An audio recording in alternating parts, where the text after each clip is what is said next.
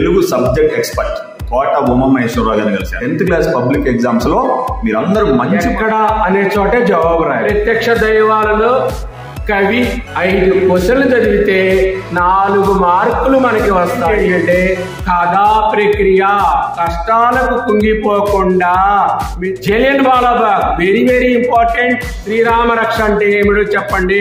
కాబట్టి ఈ గ్రామర్ లో ఏమొస్తాయి అక్షరంతో పాటు పదాన్ని కూడా రాయాలి. ఈజీగా 90 నుంచి 100 మార్కులు Andhra Pradesh public exams SSC public exams లో కూడా Telugu subject expert Kota Umamaheshwar 40 years in industry, 40 years teacher sir. ఇక్కడ క్వశ్చన్ పేపర్ సెట్టింగ్ పైన ఎంతో అనుభవం ఉంది. టెక్స్ట్ బుక్స్ రాశారు, అనేక రకాలుగా డిస్ట్రిక్ట్ రిసోర్స్ పర్సన్ గా చేశారు, టీచర్ ట్రైనర్ గా పనిచేశారు. ఈ రోజు ఆంధ్రప్రదేశ్ స్టూడెంట్స్ అందరూ కూడా సార్ చెప్పేటువంటి విషయాలను విని 10th క్లాస్ పబ్లిక్ ఎగ్జామ్స్ లో మీరందరూ మంచి మార్క్స్ తెచ్చుకోవాలి. 100 మార్క్స్ గాను సార్ చెప్పేటువంటి విషయాల ద్వారా మీరు 95 మార్క్స్ బ్రైట్ గా ఉన్న వాళ్ళు పైన తెచ్చుకుంటారు. మినిమం 70 అబవ్ మార్క్స్ రావడానికి అందరికీ అవకాశం ఉంది. ప్రతి వాళ్ళు కూడా వీడియో నచ్చితే లైక్ చేయండి. అవసరమైన మీరు చూడటమే కాదు, అవసరమైన స్టూడెంట్స్ కి షేర్ చేయండి. ఆ విధంగా అందరూ ఈ వీడియోను ఆదరిస్తారని ఆశిస్తూ ఓవర్ టు తోట ఉమామహేశ్వరరావు గారు. తెలుగు 100 మార్కులకి ఉంటుంది. 3 విభాగాలుగా ఉంటుంది. మొదటి విభాగంలో 4 ప్రశ్నలు ఉంటాయి. 1వ ప్రశ్న చిన్న పద్యం ఇచ్చి దానికి ప్రశ్నలు ఇస్తాడు. ఆ ప్రశ్నలకు జవాబులు రాయాలి. ఒక్కొక్క ప్రశ్నకి 2 మార్కులు. 1వ పాఠం ప్రత్యక్ష దైవాలు, 3వ పాఠం శతక మధురిమలు.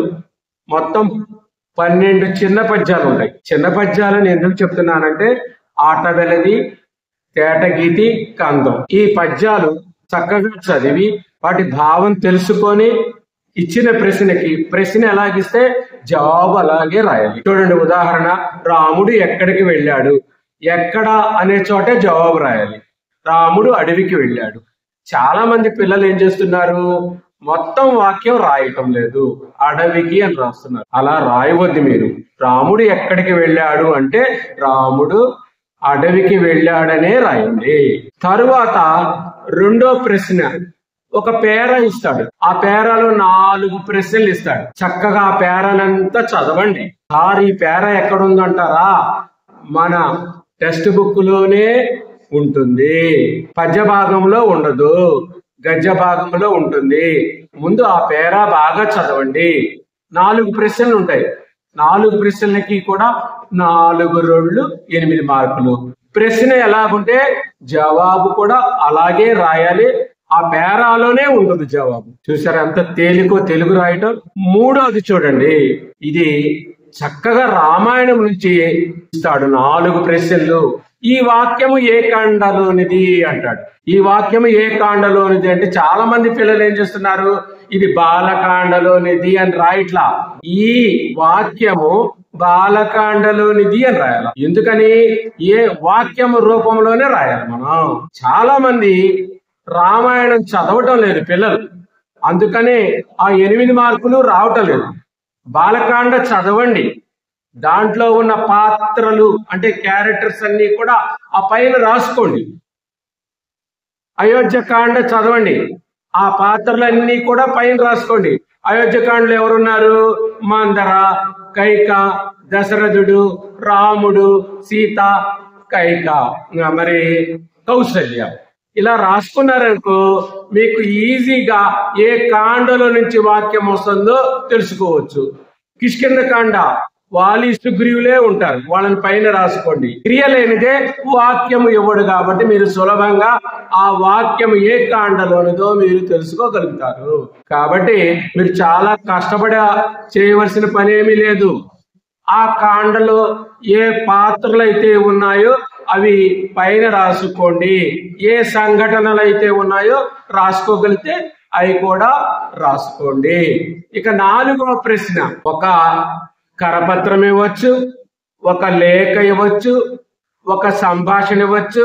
దానిలో నుంచే ప్రశ్నలు అడుగుతాడు. ఇది కూడా చాలా తేలిక. ఆ ప్రశ్నలాగే జవాబు రాయాలి. లేఖ ఇచ్చాడు అనుకో, ఏ తేదీనా ఈ లేఖ రాశారు, ఈ లేఖ ఎవరు రాశారు, ఎవరికి రాశారు, ఇలాగా అడుగుతూ ఉంటాడు. 32 మార్కులు. మీరు టెక్స్ట్ బుక్ చదవకపోయినా 32 మార్కులకి ఇంకొక 3 మార్కులు వస్తే పాస్ అయిపోవచ్చు. తెలుగులో అంత సువర్ణమైన అవకాశము ఉన్నది. ముఖ్యంగా చెప్తున్నాను, మొట్టమొదట మనం చెప్పా కదా, 1వ ప్రశ్న, దాంట్లో శతకము ఉంటుంది, దానికి మకుటం ఉంటుంది. ఆ మకుటాన్ని ఎవరు రాశారు, అది ఏ గ్రంథములోనిది, ఏ ఆశ్వాసంలోనిది అని కూడా అడుగుతుంటారు. కాబట్టి మీరు తప్పనిసరిగా చేయవలసింది ఏంటంటే, ప్రత్యక్ష దైవాలలో కవి గ్రంథం ఏ ఆశ్వాసం చదవండి, రాజధర్మంలో కవి గ్రంథం ఏ ఆశ్వాసమో చదవండి. అది మాత్రం మర్చిపోవద్దు, కవిని కూడా అడుగుతాడు. కాబట్టి ఈ 32 మార్కులు కూడా సులభంగా పొందవచ్చు. రెండో విభాగంలో 4 మార్కులు క్వశ్చన్లు ఇస్తాడు. ఒకటి కవి గురించి తేలిగ్గా రాయొచ్చు. కవి, కాలం, తల్లిదండ్రులు, అదే విధంగా ఆయన రాసిన గ్రంథాలు, బిరుదులు, ఆయనకి ఏమైనా ప్రత్యేకతలు ఉంటే ప్రత్యేకతలు రాయండి. చక్కగా 4 మార్కులు వస్తాయి. తర్వాత రెండో ప్రశ్న చూసినట్టయితే ప్రక్రియ గాని నేపథ్యం గాని ఇస్తాడు. ప్రక్రియ అంటే చాలా మంది పిల్లలకి అర్థం కావటం లేదు. ప్రక్రియ అంటే రచనా విధానంలో మార్పు. ఇది వచన రూపంలో గాని కవిత రూపంలో గాని ఉంటుంది. ఇది సాహిత్య ప్రక్రియ. ఈ 3 మాటలు రాసుకోండి, అవే ముందు పాయింట్ గా రాయండి. ఇంకా 4 పాయింట్ రాస్తే మీ పని అయిపోతుంది, 4 మార్కులు వేసేస్తారు. ఏం రాయాల? ప్రక్రియ, రచనా విధానంలో మార్పు. ఇది వచన రూపంలో గాని కవితా రూపంలో గాని ఉంటుంది. ఇది సాహిత్య ప్రక్రియ. ప్రక్రియలు 5 చదివించా చాలు మీరు. 1 కథా ప్రక్రియ, 2 వ్యాస ప్రక్రియ, 3 గేయ ప్రక్రియ, 4 నాటక ప్రక్రియ, 5 వచన కవిత. 5 క్వశ్చన్లు చదివితే 4 మార్కులు మనకి వస్తాయి. తేలిక కదా?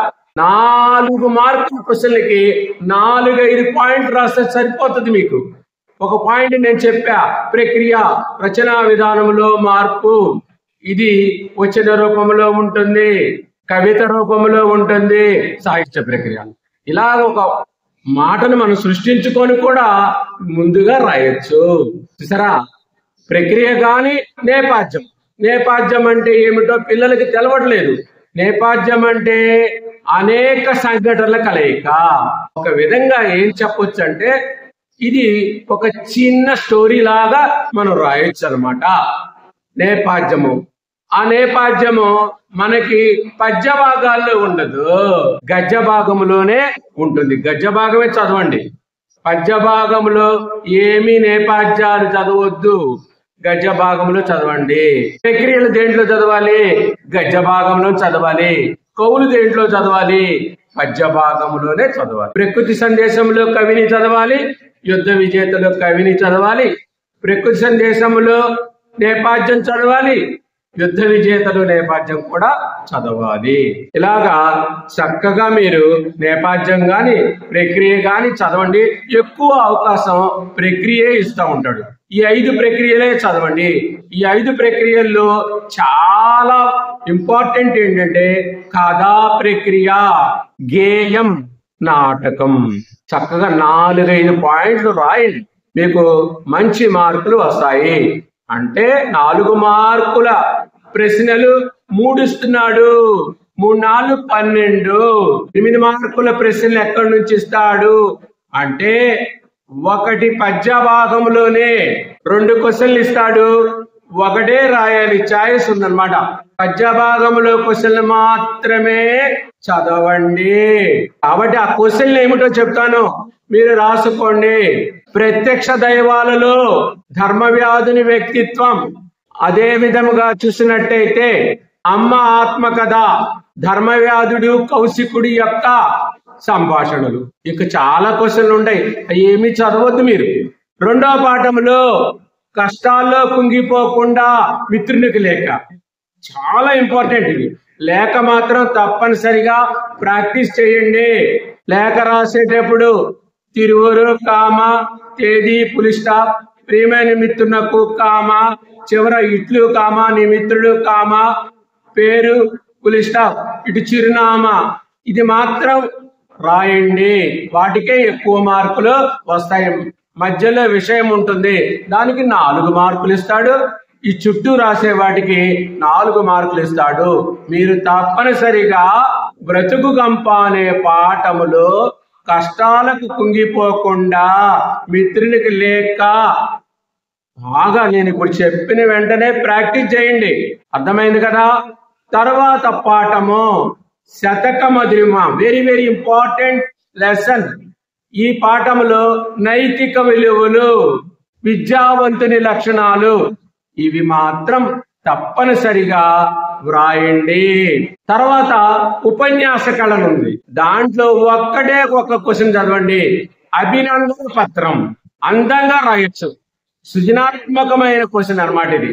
అభినందన పత్రం ఎలా రాయాలో మీరు తెలుసుకోండి. జిల్లా స్థాయిలో మీ మిత్రుడు వక్తృత్వ పోటీలో ప్రథమ బహుమతి పొందినప్పుడు అతనికి మీరు అభినందన పత్రాన్ని వ్రాస్తున్నారన్నమాట. ఉపన్యాస కళ అయిపోయిన తర్వాత జలియన్ వాలా బాగ్, దీంట్లో కవిత పరిచయం కూడా చదవాలి. మనం చదవలసిన వాటిని ప్రత్యక్ష దైవాలు కవి పరిచయం చదవాలి, శతక మధురిమల్లో ప్రాచీన కవులు చదవాలి, అదే విధంగా జలియన్ వాలా బాగ్లో కవి చదవాలి, అదే విధంగా రాజధర్మంలో కవి చదవాలి, ప్రకృతి సందేశంలో కవి చదవాలి, యుద్ధ విజేతలో కవి చదవాలి. జలియన్ వాలా బాగ్ వెరీ వెరీ ఇంపార్టెంట్. జలియన్ వాలా బాగ్ దురంతం ఇది తప్పనిసరిగా వస్తుంది. కాబట్టి మీరు మర్చిపోకుండా ఆ క్వశ్చన్ బాగా చదవండి. అదే విధంగా చూసినట్టయితే ఒక స్వాతంత్ర సమరయోధుడి మీద అభినందన పత్రం, అది కూడా మీరు చక్కగా తయారు చేసుకోండి. తర్వాత చూసినట్టయితే మనకి చేజారిన బాల్యము, జీవని పెద్ద ఇంపార్టెంట్ కాదు, దాంట్లో మాత్రం మీరు గ్రామర్ మాత్రమే చదవండి. జీవనిలో మీకు చూసారా, హ్యాండిక్యాప్డ్ పిల్లలు ఉంటారు, అంగవైకల్యంగా పిల్లలు ఉంటారు, వాళ్ళకి మీరు ఎలాగ సహాయపడతారు అనేది ఇప్పుడే మీరు తెలుసుకోండి. ఒక గుడ్డివాడు ఉన్నాడు, ఆ గుడ్డివాడిని మీరు రోడ్డు దాటించాలనుకోండి, ఎలా సహాయపడతారు, ఇంకేం చేయగలుగుతారు, ఈ విషయాలన్నీ మనం సొంతంగా కూడా రాయొచ్చు. ఇది క్రియేటివ్ క్వశ్చన్ అన్నమాట. తర్వాత రాజధర్మం వెరీ వెరీ ఇంపార్టెంట్, రాజధర్మం యొక్క సారాంశం. తర్వాత పాఠం చూసినట్టయితే యుద్ధ విజేత, యుద్ధ విజేత సారాంశం, యుద్ధాల వలన నష్టాలు, శాంతి వలన ప్రయోజనాలు, ఈ 2 క్వశ్చన్లు తప్పనిసరిగా ఇస్తాడు. ఎందుకంటే ఇప్పుడు యుద్ధాలు బాగా జరుగుతున్నాయి కదా, ఆ యుద్ధాలు జరుగుతున్నాయి కాబట్టి ఈ 2 క్వశ్చన్లు ఏదో ఒకటి ఇచ్చే అవకాశము ఉన్నది. యుద్ధ విజేత అయిపోయిన తర్వాత కన్యాశుల్కం, ఈ కన్యాశుల్కములో ఒక క్రియేటివ్ క్వశ్చన్ ఉంది, 100% వస్తుంది. కరపత్రం, ఆ కరపత్రం చూడండి, ఆ కరపత్రం ప్రాక్టీస్ చేయండి. సూక్తి సుధ తాళపాక అన్నమాచార్యులు వారు రచించారు, దీంట్లో 2 క్రియేటివ్ క్వశ్చన్లు ఉన్నాయి, 100% ఒకటి ఇస్తాడు. గోడ పత్రిక, ఇలాగే ఉండే క్వశ్చన్ మనకి ప్రకటన అని ఒకటి ఉంటుంది, అది శతక మధురిమల్లో ఉంటుంది. ఆ ప్రకటన కూడా చదువుకోండి, ఒకేలాగా ఉంటాయి. గోడ పత్రిక గాని ప్రకటన గాని ఇవన్నీ ఒకేలాగా ఉంటాయి. ప్రకటన అంటే మీరు చూసారా, పాంప్లెట్, మీరైతే మీకు తొందరగా పాంప్లెట్ అంటే తెలిసిపోతుంది. అదే విధంగా గోడ పత్రిక అంటే మీ పాఠశాలలో ఒక అట్టతో తయారు చేసి పెడతారు బయట, దాని మీద విషయాలన్నీ రాస్తుంటారు, అది గోడ పత్రిక. గోడ పత్రిక తప్పనిసరిగా వస్తుంది. ఒక ప్రముఖ కవి భాషోత్సవాల సందర్భంగా మీ పాఠశాలకు వచ్చినప్పుడు ఏం ప్రశ్నలు వేస్తారు, మీ పేరేంటి, మీరు ఎక్కడి నుంచి వచ్చారు, ఏ కవి అయినా తెలుగు కవి, మీరు సంస్కృత కవుల గురించి రాయకూడదు, ఎక్కడి నుంచి వచ్చారు, ఆయన్ని మీరు తెలియని ప్రశ్నలు అడుగుతున్నారు.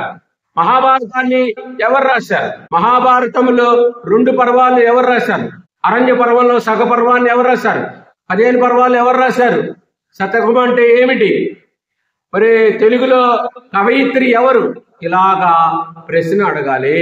కాబట్టి చక్కగా మీరు ఈ ప్రశ్నలన్నీ కూడా ఏ భాగంలోనివి, మనకి పద్య భాగంలో కొన్ని తీసుకున్నాను, సృజనాత్మకమైన క్వశ్చన్లు గద్య భాగంలో కూడా అడుగుతాడు. మామూలు క్వశ్చన్లు మాత్రం పద్య భాగంలోనే అడుగుతాడు, గుర్తుంచుకోండి. ఇక తర్వాత రామాయణం ఏం చదవాలి ఏమిటి అని ఒక పెద్ద ప్రశ్న బయలుదేరింది. టెక్స్ట్ బుక్ దాటి వెళ్ళవద్దు మీరు. టెక్స్ట్ బుక్ లో 12 క్వశ్చన్లు ఉన్నాయి. ఆ 12 క్వశ్చన్లే చదవండి. ఇవి ఎక్కడ ఉంటాయంటే రామాయణం చివరిలో ఉంటాయి. అదే విధంగా స్వభావాలు చివరిలో ఉంటాయి, అవి చదవండి. అదే విధంగా జాతీయాలు రామాయణంలో చివరిలో ఉంటాయి, అవి చదవండి. స్వభావాలు ఉంటాయి. స్వభావాలు చూసినట్టయితే రాముడు, లక్ష్మణుడు, సీత, వాలి, సుగ్రీవుడు, దశరథుడు, విశ్వామిత్రుడు, అవే చదవండి. వేరే స్వభావాలతో ముఖ్యంగా టెక్స్ట్ బుక్ లో జాతీయాలు చదవాలి. ఈ రామాయణంలో జాతీయాలు చదవాలి. శ్రీరామ రక్ష అంటే ఏమిటో చెప్పండి, కబంధ హస్తాలంటే ఏమిటో చెప్పండి, సుగ్రీవ మైత్రి అంటే ఏమిటో చెప్పండి, గత జల సేతు బంధనం అంటే ఏమిటో చెప్పండి, అగ్నిలో ఆజ్యం పోయటం అంటే ఏంటో చెప్పండి. ఇవన్నీ కూడా రామాయణంలోనే ఉన్నాయి. రామాయణంలో క్వశ్చన్ అయిపోయిన తర్వాత క్రియేటివ్ క్వశ్చన్లు ఉంటాయి, 8 మార్కులు. క్రియేటివ్ క్వశ్చన్లు అంటే సృజనాత్మకమైన క్వశ్చన్లు.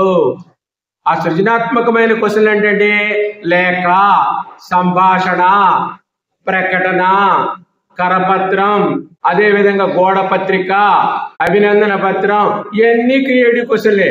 వీటి చక్కగా రాయొచ్చు, చుట్టూ డిజైన్ ఇవ్వచ్చు, అందంగా తయారు చేస్తే మంచి మార్కులు వచ్చే క్వశ్చన్ ఏంటంటే క్రియేటివ్ క్వశ్చన్లే.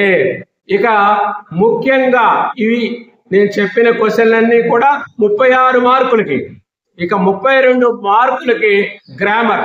ప్రతి పాఠం చివరిలో గ్రామర్ ఉంటుంది. గ్రామర్ ఆయువు లాంటిది అనమాట. తప్పనిసరిగా 32 మార్కులు వస్తే సరిపోతుంది. కాబట్టి ఆ 32 మార్కులు 5 నిమిషాల్లోనే చేయవచ్చు మనం. కాబట్టి ఈ గ్రామర్ లో ఏమొస్తాయి అంటే జాగ్రత్తగా చూడండి. అర్థాలు 2 మార్కులు, పర్యాయ పదాలు 2 మార్కులు, సమాసాలు 2 మార్కులు, నానార్థాలు 2 మార్కులు, వ్యుత్పత్తులు 2 మార్కులు, ప్రకృతి వికృతులు 2 మార్కులు, చంద్రుడు 3 మార్కులు. అదే విధంగా చూసినట్టయితే కర్తరి కర్మణి 1 మార్కు, జాతీయాలు మరి టెక్స్ట్ బుక్ లోవి, అదే విధంగా రామాయణంలోనివి అవి 4 మార్కులు. మరి వ్యతిరేక వాక్యం రాముడు బడికి వెళ్ళాడు, వెళ్ళలేదని రాయటమే. వ్యతిరేకార్థం చదవక, వ్రాయక, తినక, వెళ్ళక, చూడక, అనక, వినక, ఇవి వ్యతిరేకార్థం. మనకి ఆబ్జెక్టివ్ టైప్ కూడా ఇస్తాడు. ఆబ్జెక్టివ్ టైప్ లో చాలా మంది ఏం చేస్తున్నారంటే ఈ అని ఉంటే వాళ్ళు అక్షరమే రాస్తున్నారు. అక్షరం రాయకూడదు, అక్షరంతో పాటు పదాన్ని కూడా రాయాలి. లేకపోతే మీ పేపర్ దిద్దే వాడికి చికాకు వచ్చేస్తుంది. ఈ అక్షరంలో మళ్ళీ ఏ ఆన్సర్ ఉందో చూసుకోవాలనుకుంటాడు, అంత చికాకుగా ఉంటది. కాబట్టి అక్షరం రాయండి, పదము వ్రాయండి. వాక్యాలలో 4 మార్కులు ఉంటాయి. ఇది ఏ వాక్యము? పాప పాలు తాగి నిద్రపోయింది, తాగి వార్ధకము అని. తాగి అని ఉంటే తాగి, వచ్చి, వెళ్ళి ఉంటే వార్ధకము. వస్తూ, చూస్తూ, రాస్తూ ఉంటే అది శత్రార్థకము. తే అయితే ఉంటే ఛేదార్థకము. తినక, వ్రాయక అంటే ఏత్వార్థకము. అదే విధంగా రాముడు బాగా చెట్టు ఎక్కగలడు అంటే సామర్థ్యార్థకము. యుద్ధాల్లో చనిపోయేది, యుద్ధాల్లో నష్టపోయేది ప్రజలే. ఈ ప్రజలే ఏ ఇలా ఉంటే అది నిశ్చయార్థకము. ఈ వాక్యాలు కనుక చక్కగా నేర్చుకుంటే మనకి 6 మార్కులు వచ్చే అవకాశము ఉన్నది. పిల్లలందరూ చేయాల్సింది ఏమిటంటే ఆ 32 మార్కుల్లో మీరు సరిగ్గా ఉన్నారా లేదా. అదేవిధంగా ప్రాచీన వాక్యం పద్య భాగంలో ఇస్తాడు, నవీన వాక్యంలో అంటే మనం మాట్లాడే భాషలో దాన్ని నవీన వాక్యంలో వ్రాయాలి. కాబట్టి ఈ దిశలో మీరు వెళితే సులభంగా 100 మార్కులకి దగ్గరగా వెళ్ళవచ్చు. రామాయణాన్ని చదవండి. మీకు రామాయణంలో చాలా గొప్ప ప్రశ్నలు ఉన్నాయి. రామాయణం యొక్క గొప్పతనం, వ్రాయండి. రామాయణాన్ని రాయడానికి శ్రీకారం చుట్టిన అంశాలు ఏమిటి? సీతారామ కళ్యాణం. ఈ మూడు కూడా బాలకాండ. అయోధ్యకాండలో చూసినట్టయితే రాముడు వనవాసానికి వెళ్ళడానికి కారణము, అదే విధంగా చూసినట్టయితే సీతాపహరణ అరణ్యకాండ, సీతాన్వేషణ, అదే విధంగా లంకా దహనం, వాలి సుగ్రీవుల యొక్క విరోధం, రాముడు సుగ్రీవుడి యొక్క అగ్నిసాక్షిగా మిత్రులు అవడం, త్రిజట యొక్క స్వప్నం కూడా అడుగుతున్నారు. ఆ త్రిజట యొక్క స్వప్నం కూడా చదవండి. రావణాసుర యుద్ధం, వారధి నిర్మాణం, ఇవన్నీ కూడా చదవండి. ఈజీగా 90 నుంచి 100 మార్కులు పొందే అవకాశం ఉన్నది. ఈ అవకాశాన్ని కలిగించడానికి జగదీష్ గారికి హృదయపూర్వకమైన చందన మందారాలు తెలియజేస్తున్నాడు.